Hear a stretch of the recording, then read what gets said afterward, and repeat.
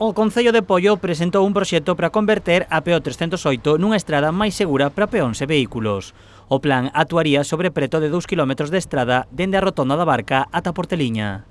Resolvendo todos os problemas de accesibilidade e intentando mellorar a seguridade tamén do tráfico rodado. Non hai zonas complexas, difíciles, moita información, moita toma de decisións e se trata tamén de simplificar o propio trazado.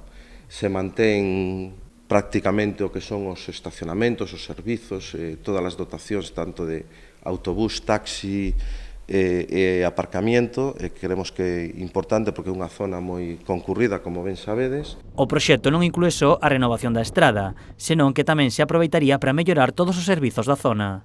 Un importante engadido que é a mellora total dos servizos, de todos os servizos, vale? Saneamento, pluviales, abastecemento de agua, canalizacións eléctricas, telecomunicacións, baixada de liñas, vale? Iluminación nova. A previsión do Concello de Poio é que o proxecto rolde os 4 millóns de euros. O municipio aportaría o 30%, arredor de 1,2 millóns de euros, e o restante cubriríase coa colaboración da Xunta de Galicia.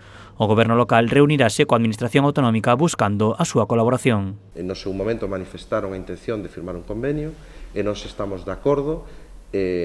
Pois as nosas pretensións é manter as mesmas condicións de aportación municipal de convenios de outros concellos. Quero dicir, entendo que Poio non vai ser diferente a outros concellos e o noso plantexamento é ese. Nós estamos dispostos a facer unha aportación, unha achega municipal e así o recolleremos nese futuro convenio que esperemos que a Xunta teña ben asinar canto antes. Dende Poio sinalan a importancia de realizar esta intervención nun núcleo clave para a vila, pola xente que vive nesa zona e porque por esa estrada transitan cada día máis de 20.000 vehículos.